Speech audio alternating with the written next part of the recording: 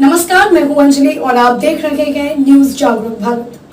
तो आइए शुरुआत करते हैं आज की प्रमुख खबर से।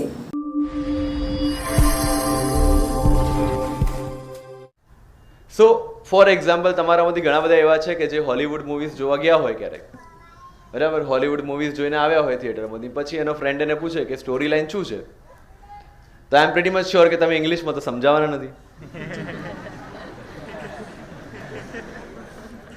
તમે એને તમારી ગુજરાતીમાં જ કહેવાના છો કે આ મૂવીમાં આ કન્ટેન્ટ છે. Exam is like that only. તમે અગર કોઈ કન્સેપ્ટ વાંચી લો છો, કોઈ કન્સેપ્ટ સમજી લો છો, તો એ કન્સેપ્ટને તમે ગુજરાતીમાં સમજાવો, હિન્દીમાં સમજાવો કે ઇંગ્લિશમાં સમજાવો, ડઝન્ટ મેટર. સરે જેમ કીધું કે ઘણી બધી જગ્યાએ તમે ઇંગ્લિશ ટર્મિનોલોજીનો પણ ઉપયોગ કરી શકો જેથી તમે તમારી વાતને વધારે સારી રીતે સમજાવી શકો. And that what we do. આપણે જે ડેલી વ્યવહારમાં જે ભાષા વાપરીએ છીએ એ કોઈ શુદ્ધ ભાષા તો વાપરતા નથી. એની અંદર તમામ લેંગ્વેજીસનું મિક્સચર હોય છે અને વી try to explain. So make it very clear કે તમારું પ્રિપેરેશનનું મીડિયમ ગમે તે હોય, તમે જે ભાષાની અંદર પોતાની જાતને ક્લિયરલી એક્સપ્રેસ કરી શકો છો એ જ ભાષામાં તમારે જવાબ લખવાના છે. એમાં કન્ફ્યુઝન એવું આવે કે હું નક્કી કઈ રીતે કરું, તો તમે એક પ્રશ્ન ઉઠાવો અથવા 5 પ્રશ્નો ઉઠાવો અને 5 પ્રશ્નોના જવાબ તમે ઘડિયાળ લઈને બેસી જાઓ, એકવાર ગુજરાતીમાં લખો, એકવાર ઇંગ્લિશમાં લખો અને પછી તમે જાતે જ જજ બનીને બંનેના આન્સર્સની ક્વોલિટી ચેક કરો અને જુઓ કે આટલા સમયમાં હું કયા લેંગ્વેજમાં મારું સારું આઉટપુટ આપી શક્યો છું. પરફેક્ટ તો આવવાનું નથી. એકવાર નક્કી કર્યું કે ગુજરાતીમાં લખવું છે, પછી ગુજરાતીમાં પ્રેક્ટિસ કરતાં કરતાં તમે નિયર પરફેક્શન પહોંચી શકો. એકવાર નક્કી કર્યું કે ઇંગ્લિશમાં લખવું છે, તો ઇંગ્લિશમાં પ્રેક્ટિસ કરતાં કરતાં પહોંચી શકો. પણ જે 10 માણસો મળે 10ને આપણે એક જ પ્રશ્ન પૂછતા જઈએ કે હું ગુજરાતીમાં લખું કે ઇંગ્લિશમાં લખું, ત્યાર સુધી એક્ઝામ નજીક આવી જશે. પ્રિપેરેશન કઈ લેંગ્વેજમાં કરવી? જે લેંગ્વેજમાં તમને બેસ્ટ રિસોર્સિસ અવેલેબલ હોય. ઘણા બધાને ખાસ કરીને આપણે ગુજરાતીઓને ઇંગ્લિશનો ડર હોય છે, રાઈટ, કે આમાં તૈયારી કરવી કઈ રીતે. પણ શરૂઆત કરવી પડશે. You have to start. NCERT બીજા ધોરણની, ત્રીજા ધોરણની, ચોથા ધોરણની લઈને બેસવું પડશે. એના પાછળ 4 મહિના, 5 મહિના, 6 મહિના આપવા પડશે. બાળક પેદા થઈને તરત દોડવા લાગી જાય એ શક્ય નથી. એટલે તમારે પહેલા એક બુકની અંદર કદાચ 50 વખત ડિક્શનરી ખોલવી પડે, બીજા ચેપ્ટરની અંદર કદાચ 40 વખત ખોલવી પડે, 10મા ચેપ્ટર પર પહોંચતા પહોંચતા કદાચ એવું બને કે તમારે 10 વાર ડિક્શનરી જોવી પડે. પણ એ જોવી તો પડશે જ. એનાથી જો ફ્રસ્ટ્રેટ થઈ જઈશું તો it's not going to work. એટલે it's a game of patience કે તમે કેટલી ધીરજ સાથે તમારી તૈયારીમાં આગળ વધી રહ્યા છો.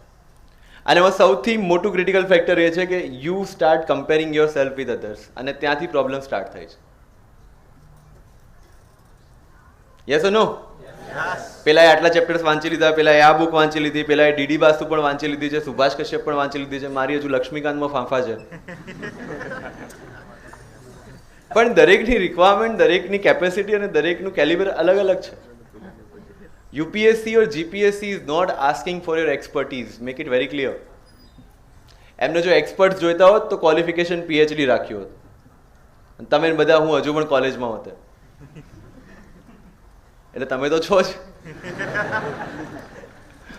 પણ કહેવાનો મતલબ એ છે કે a civil servant should know something on everything rather than knowing everything on something.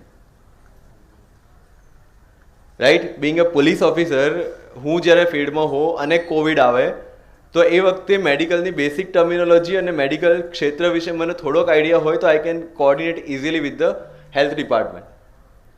એના માટે મારે કોવિડના વાયરસની ટર્મિનોલોજીમાં જઈને ક્યાંથી એનું ઓરિજિન થયું છે અને શું એનું જીનેસિસ છે એ બધું જાણવાની મારે જરૂર નથી. But being a civil servant I should be able to understand જે હેલ્થ ડિપાર્ટમેન્ટવાળા મને કહી રહ્યા છે.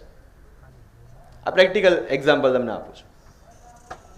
આજે હું એઝ અ પોલીસ ઓફિસર અગર 108ના સેન્ટરમાં જઈને વિઝિટ કરું છું અને એ લોકો મને કોઈ એક્સપ્લેનેશન આપી રહ્યા છે, તો I should be able to understand કે સિસ્ટમ કઈ રીતે કામ કરે છે. એના ડેપ્થમાં જઈને રોગીઓ વિશે અને એની ટ્રીટમેન્ટ વિશે મારે જાણવાની જરૂર નથી. સો જ્યારે પણ તમે પ્રિપેરેશન કરો છો, ઘણા બધા લોકો એટલા ઇમોશનલ થઈ જાય કે એક ટોપિક ગમી જાય તો એની પાછળ એટલા લાંબા થઈ જાય. મને કોન્સ્ટિટ્યુશન બહુ ગમે, પણ ભાઈ એમાં ઇકોનોમી પણ પૂછાવાનું જ છે. સો મેક ઇટ વેરી ક્લિયર કે જ્યારે પણ તમે પ્રિપેરેશન કરો છો ત્યારે તમારું જે બેલેન્સ છે એ ક્યારેય તૂટવું ના જોઈએ. સો આઈ ગેસ અબાઉટ લેંગ્વેજ અને medium there should be no confusion. અને તમારે કયું લેંગ્વેજ રાખવી છે અથવા કયું મીડિયમ રાખવું છે એના બેસ્ટ જજ તમે પોતે છો. Don't go and ask everybody. અગર મારી એક્ઝામ પેટર્ન તમે જોશો તો ગુજરાતી માધ્યમમાં ભણ્યા પછી, ઇંગ્લિશમાં કોલેજ કર્યા પછી, ઇંગ્લિશમાં પ્રિપેરેશન કર્યા પછી, ગુજરાતીમાં પેપર લખ્યા with Gujarati medium Gujarati literature as optional, અને ઇંગ્લિશમાં ઇન્ટરવ્યૂ આપ્યો. સમજાય છે? તો આ બધું કંઈ એમને હવામાં ના ઈચ્છા થઈ ગઈ કે આમ કરવું છે આમ કરવું છે એવું નથી. આઈ ન્યુ કે હું મારી જાતને બેસ્ટ કઈ જગ્યાએ એક્સપ્રેસ કરી શકું છું. મને ખબર છે કે યુપીએસસીમાં એજ લેવા માટે તમારું એથિક્સ અને એસેનું પેપર જે છે એ વધારે રિલેવન્ટ છે, બિકોઝ જીએસમાં તમામનો માર્ક્સ લગભગ સેમ આવતા હોય છે, કારણ કે બધા એક જ સોર્સિસમાંથી ભણીને આવતા હોય છે. તો અગર મારે મારા આઈડિયાઝને વધારે ક્લિયરલી એથિક્સ અને એસેમાં એક્સપ્રેસ કરવા છે તો હું સીબીએસસી મીડિયમના જે સ્ટુડન્ટ્સ મારા કોમ્પિટિશનમાં છે એમના કરતાં મારા ગુજરાતી મીડિયમમાં હું વધારે સારી રીતે લખી શકીશ. And that's where I decided કે હું ગુજરાતી મીડિયમમાં જવાબ લખીશ. બીજું એના પાછળનું લોજિક એવું હતું કે મારો ઓપ્શનલ પણ ગુજરાતી લિટરેચર છે, તો મારા તમામ પેપર પછી ગુજરાતી ભાષામાં જ લખવાના થશે. ત્રીજો લોજિક એવો હતો કે ફોર એક્ઝામ્પલ GS1ની આપણે વાત કરીએ, લેટ્સ ટેક હાઇપોથેટિકલી કે એમાં 15,000 પેપર્સ જે છે એ લખાયા છે GS1ના. ઓવરઓલ 15,000 કેન્ડિડેટ્સે એક્ઝામ આપી છે. એ 15,000માંથી મોસ્ટ પ્રોબેબલી 13,000 એવા હશે જે ઇંગ્લિશમાં હશે. યસ ઓર નો? 2,000 જે છે એ વર્નાક્યુલર લેંગ્વેજીસમાં વેચાતા કદાચ એવા 50 પેપર હશે કે જે ગુજરાતીમાં લખાયા હશે. મેન્સનો લોજિક શું છે? અબો એવરેજ માર્ક્સ લાવવાના છે, 50%થી ઉપર માર્ક્સ. તો મારે જે કોમ્પિટિશન કરવાનું છે ખાલી પેલા 50માં જ છે કે 50 કરતાં હું થોડું સારું લખ્યું છે તો મારા અબો એવરેજ માર્ક્સ આવી જશે. કારણ કે ગુજરાતીમાં જે ઇવેલ્યુએટર છે એ ઇંગ્લિશના તો જોવા જવાનું નથી કે આના આન્સરની ક્વોલિટી શું છે. તો પેલા 50માં અગર હું થોડું હટકે લખું છું તો બાય ડિફોલ્ટ બીજાને 4 મળે છે, મને 5 મળશે. બધાના એક એક ભેગા કરતા કરતા હું આમ બી આગળ આવી જઈશ. That was my calculation, my simple calculation. Gujarati લિટરેચરની જ્યારે આપણે પ્રિપેરેશન કરતા હતા ત્યારે મને ખબર છે કે આખા ગુજરાતના ગુજરાતી લિટરેચર વાળા ક્યાંથી વાંચે છે. મેં એના સિવાયની 10 બુક્સ બીજી વાંચી લીધી ને એમાંથી જે હાઇલાઇટિંગ પોઈન્ટ્સ હતા એની અલગ નોટ્સ બનાવી લીધી અને ગોખી લીધા. હવે જે પણ પ્રશ્ન આવે એના જવાબમાં હું પેલા અલગ પોઈન્ટ્સથી શરૂઆત કરું એટલે એક્ઝામિનર લાગે ના વધારે જાણે છે.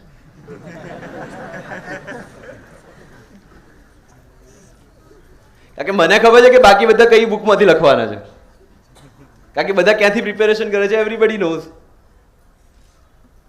આમાંથી કેટલા છે ગુજરાતી સાહિત્ય સાથે સંકળાયેલા છે અથવા ગુજરાતી સાહિત્યની તૈયારી કરી રહ્યા છે? ઓકે, તો કહેવાનો મતલબ એ છે કે this is an exam. Take it as an exam. Don't make it as a question of success, failure, life and death. આપણે અત્યાર સુધી જે ટ્રિક્સ એન્ડ ટ્રેડ્સથી એક્ઝામ્સ ક્લિયર કરતા આવ્યા છે એ જ ટ્રિક્સ એન્ડ ટ્રેડ્સ આમાં યુઝ કરવાના છે.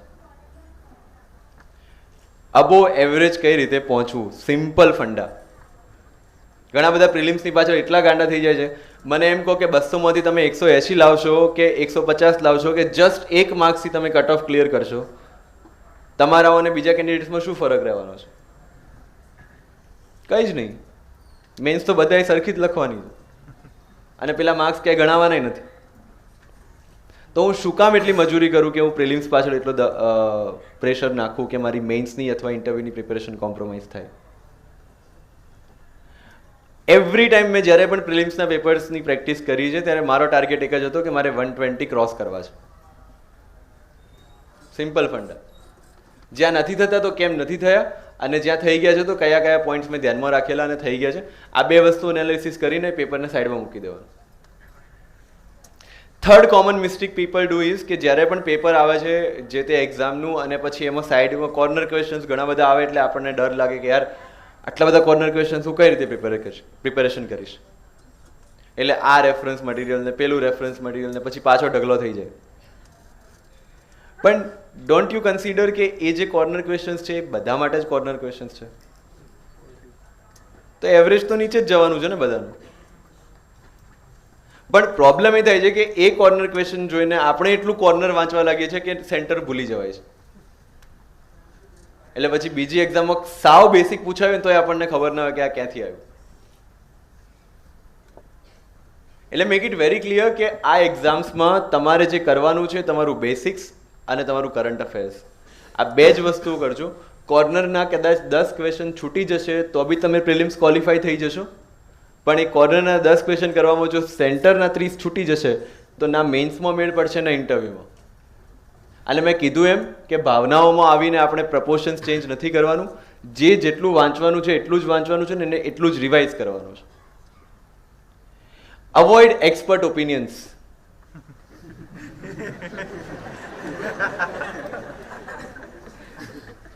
આ એક સલાહ મને મારા કહેવાય ને કે જૂના ઓફિસર્સ દ્વારા આપવામાં આવેલી કે અગર તું દિલ્હી જાય છે તો stay away from group discussions. And I religiously followed that. જ્યાં પણ ગ્રુપ ડિસ્કશન ચાલતું હોય મારા હેડફોન મૂકીને સાઈડમાં નીકળી જાઉં. બિકોઝ કોઈક કદાચ 4 વર્ષથી પ્રિપેરેશન કરે છે, કોઈક 5 વર્ષથી પ્રિપેરેશન કરે છે, કોઈક 7 વર્ષથી પ્રિપેરેશન કરે છે અને કોઈક મારા જેવા છે જે પહેલી વાર પ્રિપેરેશન કરે છે. તો જે 4 વર્ષ 5 વર્ષથી પ્રિપેરેશન કરે છે એના કન્ટેન્ટમાં, એની અન્ડરસ્ટેન્ડિંગમાં અને મારી અન્ડરસ્ટેન્ડિંગમાં ડેફિનેટલી ડિફરન્સ રહેવાનો છે. અને એ જોઈને પછી આપણને કોમ્પ્લેક્સ ફીલ થાય કે હું ક્યારે પહોંચીશ અહીંયા. તો તમારે 5 વર્ષમાં પહોંચવું છે કે ક્લિયર કરવું છે તમારે નક્કી કરવાનું છે. With due respect to everybody who is preparing, I just want to tell you is કે તમારી જાતને અને તમારા નોલેજને તમારી ક્લેરિટીને તમારે બીજા સાથે કમ્પેર નથી થવા દેવાની. આઈ એમ પ્રેટી મચ શ્યોર અને સર વિલ ઓલ્સો એગ્રી કે જેટલા લોકો સિલેક્ટ થાય છે અને એની કમ્પેરમાં જેટલા લોકો સિલેક્ટ નથી થતા, એ સિલેક્ટ નથી થતા એવા ઘણા બધા લોકો એવા હશે કે જેમનું નોલેજનું કન્ટેન્ટ જે લોકો સિલેક્ટ થયા છે એમના કરતાં વધારે હશે. And I completely agree with that. તો વોટ ઇઝ દેટ ડિફરન્સ કે જે પેલાને સિલેક્ટ કરાવે છે અને પેલા કદાચ સિલેક્ટ થતા રહી જાય છે? That is clarity of understanding and way of expression. તમે જે સમજ્યા છો અને તમે કેટલી સારી રીતે એક્સપ્રેસ કરી શકો છો. બિકોઝ તમારી પાસે લિમિટેડ સ્પેસ છે અને લિમિટેડ ટાઈમ છે. અને એમાં આપણે અઢળક આખી દુનિયાનું વાંચીને જઈશું, શું નાખવું શું ન નાખવું એ નક્કી કરવામાં જ ટાઈમ જતો રહેશે. એટલે મારા જેવું રાખવાનું, થોડું વાંચીને જવાનું, થોડું જ લખીને આવવાનું. પણ એવું હોવું જોઈએ કે બીજા કરતાં થોડું અલગ હોય. એટલે ભીડ સે હટકે अपनी પહેચાન બનાવવાની જે વાત છે ને એ એક્ઝામમાં કમ્પ્લીટલી લાગુ પડે છે. કારણ કે યુપીએસસીની વાત કરીએ તો કદાચ 8-9 લાખ લોકો એક્ઝામ આપતા હોય છે, એમાંથી આપણે 1000માં આવવાનું છે. બીજી વસ્તુ જે મેં હમણાં જોયું, ઘણા બધા લોકો એવી વાત કરી કે યુપીએસસી જીપીએસસીની તૈયારીમાં, તો પણ I would like to tell you કે don't mix the preparation. If you are for UPSC, stay for UPSC. If you are for GPSC, stay for GPSC. હું યુપીએસસીની તૈયારી કરીને જીપીએસસી આપું ને એમાં મેળ ન પડે એટલે પાછો યુપીએસસી પર આવું, અથવા જીપીએસસીની તૈયારી કરીને યુપીએસસી આપવા જાઉં, it's not going to work. તમે અગર સિલેબસ જોશો, સિલેબસ ડિફરન્ટ છે. પેપર પેટર્ન જોશો, પેપર પેટર્ન ડિફરન્ટ છે. Prelims as well as mains અને ઇન્ટરવ્યુની પેટર્ન પણ ડિફરન્ટ છે. એટલે જે પોસ્ટ માટે you are trying, make it very clear કે you are trying for that only. For me UPSC was the only target, but એ જ વખતે જીપીએસસી આવીને મેં આપી દીધી, right. But by God's grace કદાચ મારું ભાષા પર પકડ કદાચ પ્રાથમિક કે માધ્યમિક શાળાથી જ સારી છે, ગુજરાતી અને ઇંગ્લિશ પર, તો એ એસે અને લેંગ્વેજના પેપરના આધારે હું જીપીએસસી તારી ગયો. પણ મારા જીએસના તમે પેપર્સ જોશો તો એમાં તમને ઘણા બધા બ્લોક ખાલી મળશે, જ્યાં ગુજરાતનો ઇતિહાસ, ગુજરાતનો ભૂગોળ, ગુજરાતનું અર્થશાસ્ત્ર પૂછાયું છે એ ક્વેશ્ચન્સ મેં લખ્યા જ નથી, બિકોઝ એ પ્રિપેર જ નથી કરે. બટ બિકોઝ ઇંગ્લિશ, ગુજરાતી અને એસીમાં કમાન્ડ સારો હતો અને ગુજરાતી લિટરેચર મારો ઓપ્શનલ હતો અને એ વખતે એ સંદર્ભના ક્વેશ્ચન્સ પૂછાયા હતા અને મેં લખી દીધા ને I could clear it. But એના માટે મેં મારી યુપીએસસીની પ્રિપેરેશન ક્યારેય કોમ્પ્રોમાઇઝ નથી કરી. એટલે I would just request you કે તમે ડેપ્યુટી કલેક્ટર બનવા માંગો છો તો don't look at UPSC at all. તમે ડીવાયએસપી બનવા માંગો છો તો don't look at UPSC at all. હા, અગર તમે આઈએએસ બનવા માંગો છો, ફોરેન સર્વિસમાં જવા માંગો છો, આઈપીએસ બનવા માંગો છો, then don't look at GPSC at all. કારણ કે દરેક એક્ઝામની રિક્વાયરમેન્ટ અલગ છે ને. એટલે આપણે ગુજરાતનો બેસિક જે ફંડા છે, ઘણી બધી જગ્યાએ હજુ પણ મને એસ્પિરન્ટ્સ મળતા હોય છે અને કહેતા હોય છે કે પહેલાં મામલતદાર બની જઈએ, પછી ડેપ્યુટી કલેક્ટર બનીએ, પછી કલેક્ટર બનીએ. તો સરકાર આમ બી બનાવશે 20-25 વર્ષ પછી. પણ એવો ક્યાંય નિયમ નથી કે તમારે કલેક્ટર બનવા માટે પહેલા મામલતદાર બનવું પડે અથવા આઈએએસ બનવા માટે પહેલા મામલતદારની એક્ઝામ પાસ કરવી પડે. બંને એક્ઝામની રિક્વાયરમેન્ટ અલગ અલગ છે. મેં પહેલાં પણ મારી સ્પીચમાં કીધું છે કે આઈએએસ આઈપીએસ અથવા તો જે ક્લાસ 1 ઓફિસર્સ છે they are for policy making, નીચેના જે ઓફિસર્સ છે they are for policy implementation. So બંને જોબ્સની રિક્વાયરમેન્ટ અલગ અલગ છે. જ્યારે પેલાને કહેવામાં આવે છે કે તારે આ પ્રોગ્રામ્સનું આ પ્રમાણે ઇમ્પ્લિમેન્ટેશન કરવાનું છે તો એની પાસે કોઈ સ્કોપ નથી કે એમાં અમેન્ડમેન્ટ સૂચવી શકે. અને ઉપર બેઠા છે એમનું કામ છે કે એ પોલિસીને કઈ રીતે અમેન્ડ કરવી ને એમાં શું એડ કરવું ને શું બાદ કરવું. સો સ્ટેચ્યુ ઓફ યુનિટી કેટલું ઊંચું છે અને કોણે બનાવ્યું છે અને એની ડિઝાઇન કોણે કરી છે અને એમાં કેટલું મેટલ વપરાયું છે, that is the question of class 2 class 3. But statue of યુનિટીની રિક્વાયરમેન્ટ શું છે અને કલ્ચરલ અથવા તો હિસ્ટોરિકલ અથવા જ્યોગ્રાફિકલ સિગ્નિફિકન્સ શું છે, that is the question of UPSC and GPSC class 1. એટલે એક્ઝામ્સની રિક્વાયરમેન્ટ અલગ અલગ છે તો એની પ્રિપેરેશન અલગ અલગ હોય. એટલે એક જે ફંડા આપણે રાખીએ છીએ કે આજે આનું ફોર્મ આવ્યું તો ભરી દીધું, કાલે પેલાનું ફોર્મ આવ્યું તો ભરી દીધું, પછી પેલાનું ફોર્મ ભરી દીધું, પછી મારી તો એક એક્ઝામ જ નીકળતી નથી. પ્રશ્ન તો થશે ત્યાં. ક્લિયર છે? Yes or no? So make it very clear કે આપણે જ્યાં પહોંચવું છે એ ડેસ્ટિનેશન આપણું ક્લિયર હોય તો કઈ ગાડી લેવી એની સમજ જલ્દી આવી જશે. અત્યારે ટ્રાફિકમાં છું એટલે ગાડીઓની વાત વધારે કરીશ. બટ વિથ ધીસ મારે જે કન્ક્લુડ કરવું છે, sorry I have a meeting to attend એટલે નીકળવું છે આપની વચ્ચેથી, પણ when I am interacting with youth, જ્યારે દેશના અને રાજ્યના યુવા વર્ગ સાથે સંવાદ કરું છું ત્યારે ઘણી બધી વસ્તુઓ છે જે આપના ધ્યાને મૂકવી છે. અને અત્યારે જ્યારે આપ પ્રિપેરેશન ફેઝમાં છો, જ્યારે આપ તૈયારી કરી રહ્યા છો અને તમે જ્યારે મેઇન્સના આન્સર રાઇટિંગની વાત કરતા હો અથવા ઇન્ટરવ્યૂના આન્સર્સની વાત કરતા હો ત્યારે તમારું જે ગાઇડિંગ ફેક્ટર છે અથવા તો ગાઇડિંગ ટોર્ચ છે એક જ છે, that is constitution of India. કોઈ પણ પ્રશ્ન, આ મારી સ્ટ્રેટેજી પણ હતી અને તમને પણ કહું છું કે કોઈ પણ પ્રશ્ન જે મેઇન્સમાં આવે છે અથવા ઇન્ટરવ્યૂમાં આવે છે જરૂરી નથી કે એનો જવાબ તમે હા કે નામાં જ આપો. તમારે એ સિચ્યુએશનને કોન્સ્ટિટ્યુશનલ વેલ્યુઝ અને કોન્સ્ટિટ્યુશનલ આઈડિયોલોજીસ સાથે મૂકી જક્સ્ટાપોઝ કરી એન્ડ તમારે ડિસાઇડ કરવાનું છે કે આમાંથી કયો રસ્તો લઈ શકાય. ઇન્ટરવ્યૂની અંદર પણ તમને પૂછવામાં આવે જ્યારે ક્વેશ્ચન, ત્યારે ઇટ્સ નોટ નેસેસરી કે તમે એને યસ કે નોમાં જ જવાબ આપો.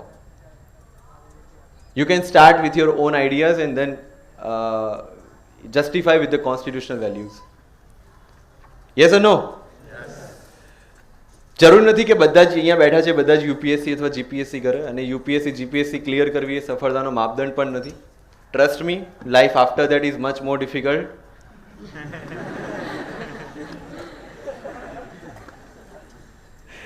Than it used to be.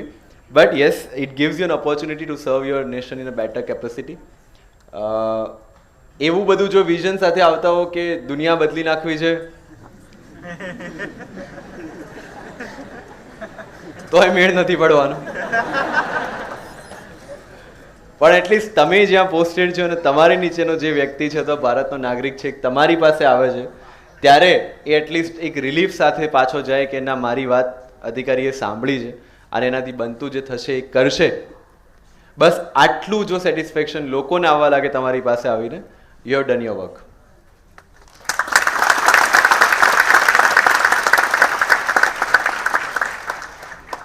ઘણી બધી વાર પ્રિપેરેશન દરમિયાન પણ ઘણા બધા ડિમોટિવેશન આવશે. ઘણા બધા લોકો એવું કહેવાવાળા પણ મળશે કે તારાથી નહીં થાય. એટલા માટે એવું કહે છે કારણ કે એમનાથી નથી થયું. સો just listen to them, avoid them and focus on your goals, because the world or the human society in large will only value the success. એના પહેલા કોઈ ભાવ નહીં પૂછે, રાઈટ? એટલે મેક ઇટ વેરી ક્લિયર કે તમે જ્યાં છો એ તમારો ગોલ્ડન પીરિયડ છે. આ એજ એવી છે કે જ્યાં ડિસ્ટ્રેક્શન્સ પણ ઘણા બધા છે પણ એની સામે ઓપોર્ચ્યુનિટીઝ પણ એટલી જ છે. Use those opportunities. અગર તમે ઇન્સ્ટાગ્રામ વાપરી રહ્યા છો, ડઝન્ટ મેટર, પણ જેટલા પેજીસને ફોલો કરી રહ્યા છો, ગુજ્જુ જ્ઞાન કે વોટ એવર ઇટ ઇઝ, એની સાથે સાથે પીએમઓ અને સીએમઓ અને પીઆઈબી અને પીઆરએસના પેજીસ પણ ફોલો કરશો તો કદાચ જે 10 મિનિટ તમે ઇન્સ્ટાગ્રામ પર જાઓ છો એમાંથી 5 મિનિટમાં તમે કંઈક નોલેજ લઈને પણ ત્યાંથી બહાર આવશો. સો બિંગ અ પક્કા ગુજરાતી, તમારી એક મિનિટ તમે જ્યાં ઇન્વેસ્ટ કરો છો ત્યાંથી તમે શું લઈને આવી શકો, દેટ એટીટ્યુડ અગર ઇફ યુ કેન ડેવલપ તો એમાંથી ઘણું બધું અચીવ કરી શકશો. લાસ્ટમાં તમારા જે ગોલ્સ છે એ ગોલ્સ તરફ લાગેલા રહો. મેં કીધું એમ કે આપણે કંઈ બધા જ સરહદ પર જઈને લડવાની જરૂર નથી, પણ એટલીસ્ટ જ્યારે ગાડી લઈને નીકળીએ છીએ ત્યારે હેલ્મેટ પહેરીને સીટ બેલ્ટ બાંધીને રાઈટ લેન પર જઈએ.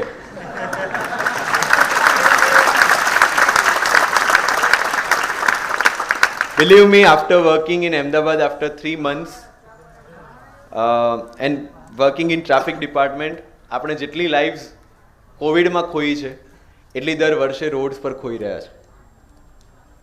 બટ એ 12 મહિનામાં સેપરેટેડ આંકડો છે એટલે આપણને એટલું રિયલાઇઝ નથી થતું.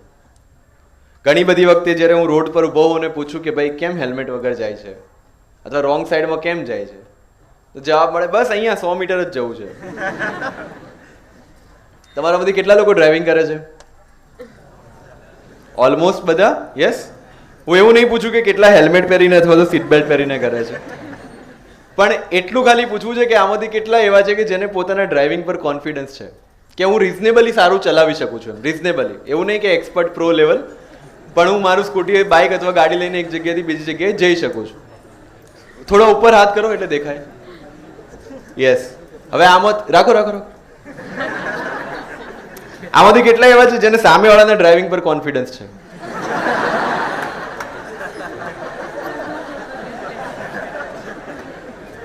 This is the exact reason why you should wear helmet and seat belt.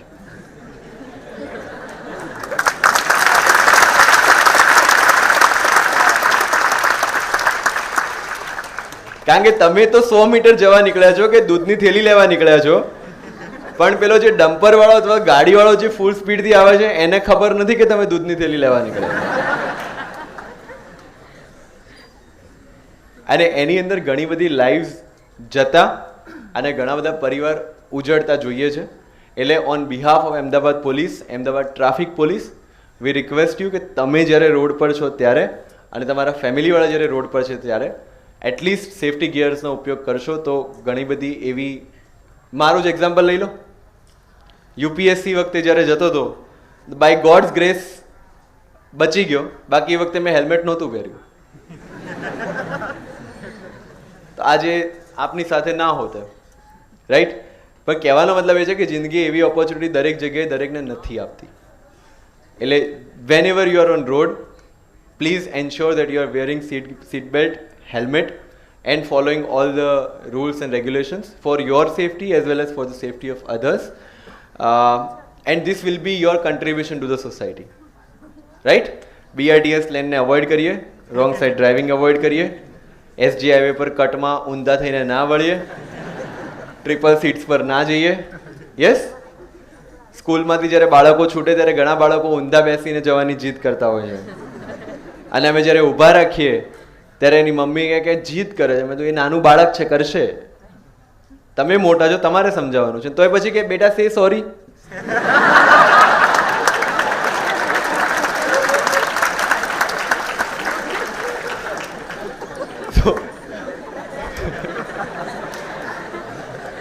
Problem જ આજે બીજાની ભૂલમાં એને સોરી કહેવડાવી છે. પણ with this I have a meeting. Sorry, અહીંયાથી પ્રેસ થઈ ગયું છે. I have a meeting to attend, so I'll take your permission. But once again, thank you for inviting me here and wish you all the very best. खबरों में अब तक के लिए बस इतना ही. मिलते हैं फिर ऐसे ही बड़ी खबर के साथ. तब तक के लिए नमस्कार और देखते रहिए न्यूज़ जागरूक भारत.